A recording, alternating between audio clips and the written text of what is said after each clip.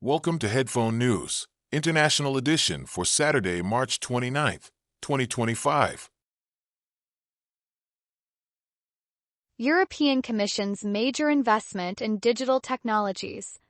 The European Commission has unveiled a groundbreaking investment of €1.3 billion, or over $1.4 billion, to boost artificial intelligence, cybersecurity, and tech skills through the Digital Europe program for 2025 to 2027.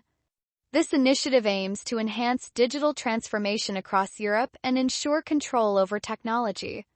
Henna Virkkunen, the digital chief, stressed the urgent need for this investment to empower citizens with essential digital competencies. By tackling rising cyber threats, this funding will strengthen Europe's position in the global digital landscape, creating thousands of job opportunities and promoting digital literacy. What does this mean for the future of technology in Europe? It's a significant step toward a more secure and innovative digital age. Taiwan investigates SMIC for illegal recruitment. Taiwan is taking a strong stand against illegal recruitment by Chinese companies, launching an investigation into Semiconductor Manufacturing International Corporation, or SMIC, the largest chipmaker in China. Authorities allege that SMIC has been hiring Taiwanese tech workers through a shell company pretending to be from Samoa. This investigation is part of Taiwan's broader efforts to protect its vital semiconductor industry from talent poaching. In March 2025, officials raided 11 companies, including SMIC, and sent around 200 personnel to search 34 locations and interview 90 individuals. With the high-tech sector being crucial for Taiwan's economy, the government is increasingly concerned about the tactics used by Chinese firms to attract local engineers. This situation highlights the ongoing tensions between Taiwan and China over technology and talent. IMC Pro International settles fentanyl shipping case. IMC Pro International, a U.S. shipping and logistics company, has agreed to pay $400,000 to resolve serious allegations of helping ship fentanyl-making chemicals from China to the United States. This settlement, announced by the Drug Enforcement Administration and the U.S. Attorney's Office for the Western District of Texas, is a landmark case as it's the first time a U.S. shipping company has faced such charges under the Controlled Substances Act. The investigation began in 2023 when authorities confiscated 5 boxes containing over 25 kilograms of dangerous chemicals in Eagle Pass, Texas. These substances are often used to produce fentanyl and were meant for secret labs in Mexico. Although IMC Pro was named as the sender, it turned out the company allowed Chinese firms to use its shipping accounts, misleadingly identifying IMC Pro as the sender. This case highlights ongoing concerns about chemical smugglers exploiting loopholes in U.S. trade policies. Daniel Camo, a special agent with the DEA, pointed out the significant challenges authorities face in tackling fentanyl trafficking, which has contributed to a public health crisis resulting in around 450,000 overdose deaths in the United States. Currency hedging strategies shift amid global tensions. A recent survey by MilTechFX revealed that about 66% of companies worldwide are changing their currency hedging strategies due to rising political conflicts and market fluctuations. This survey included 750 senior finance professionals from Europe, the US, and the UK. Most respondents plan to extend their hedges or increase their currency exposure. While 81% of companies currently hedge their risks, many that don't are facing significant monetary losses, especially in the US, where the impact is highest. Last year, the British pound dropped by 1.7% against the US dollar, and the Japanese yen fell over 10%. Rising costs have prompted many companies to rethink their hedging strategies, underscoring the vital role of currency protection in today's uncertain economy. Huawei's financial comeback amid challenges. Huawei Technologies, a major player in telecommunications based in Shenzhen, China, has made a remarkable financial comeback. Last year, the company earned 860 billion Chinese yuan, roughly $118 billion, getting close to its peak revenue of 891 billion yuan in 2020. This turnaround follows years of hurdles due to U.S. sanctions that restricted its access to vital technology. After being placed on a trade blacklist in 2019, Huawei faced significant challenges, including a 13.7% drop in net profit in late 2022. In response, the company pivoted towards software development and partnerships with local authorities, exploring new avenues like 5G infrastructure and energy storage systems. Founder Ren Zhengfei expressed optimism about the company's resilience during a meeting with President Xi Jinping, noting that concerns over homegrown chips have eased. Looking ahead, Huawei is set to ship over 45 million smartphones in 2024, reflecting a 25% increase from the previous year, signaling a strong recovery in its consumer business. CoreWeave's upcoming IPO and market challenges. CoreWeave, an AI infrastructure company backed by NVIDIA, is gearing up for its initial public offering on March 28, 2025. However, worries about its hefty debt and financial hurdles could dampen interest from retail investors.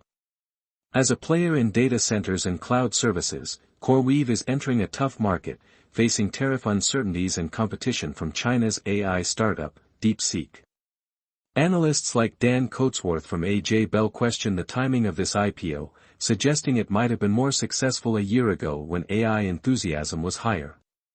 Recently, CoreWeave cut its IPO valuation from $32 billion to about $23 billion, reflecting concerns about its financial health. With around $8 billion in debt, the company plans to use $1 billion from the IPO to help alleviate this burden. Additionally, its dependence on Microsoft raises questions, as changes in Microsoft's AI strategy could impact demand for the graphics processing units that CoreWeave relies on. Despite these challenges, major tech players like NVIDIA, Microsoft, Amazon, Apple, and Alphabet continue to attract retail investor interest. As of March 25, 2025, retail investors have poured $69.8 billion into U.S. equities and exchange-traded funds, just shy of the previous quarter's $71.7 billion. CoreWeave may still appeal to investors looking for alternatives to the scrutinized Magnificent Seven tech stocks. U.S. auto tariffs spark global trade tensions. The United States has imposed a hefty 25% import tax on automobiles, sending shockwaves through global markets and drawing sharp reactions from key trading partners. The Dow Jones fell by 155 points, while the S&P 500 and Nasdaq also took hits. European car manufacturers are feeling the strain, with the Stoxx Europe 600 index dropping significantly. Canadian Prime Minister Mark Carney has vowed to defend Canadian jobs, hinting at possible trade responses. Brazilian President Lula warned that protectionist measures could backfire, harming international cooperation. Meanwhile, a spokesperson from China criticized the tariffs as violations of World Trade Organization rules, asserting that no country can thrive through such tactics.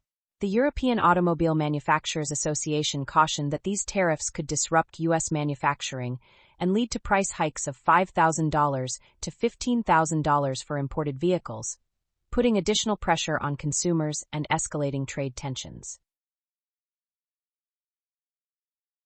Swedish journalist jailed in Turkey. Swedish journalist Joakim Medin is now behind bars in Turkey, facing serious charges of terrorism and insulting President Recep Tayyip Erdogan. He was in Istanbul to cover demonstrations against the arrest of Mayor Ekrem İmamoğlu, which began after a controversial mannequin resembling Erdogan was displayed in Stockholm. Medin is one of 15 suspects linked to these protests, and his employer, Dagens ETC, is deeply concerned for his safety after he went silent for 2 days. The Turkish government has a troubling history of stifling dissent, especially against journalists. Medin's past reporting from conflict zones in Syria, Iraq, and southeastern Turkey raises alarms about his treatment. He was charged during a video call by an Ankara court on March 28, 2025. Meanwhile, Sweden is demanding urgent access to Medin and seeking answers from the Turkish ambassador. What does this mean for press freedom in Turkey? Judge blocks Trump administration's shutdown of VOA.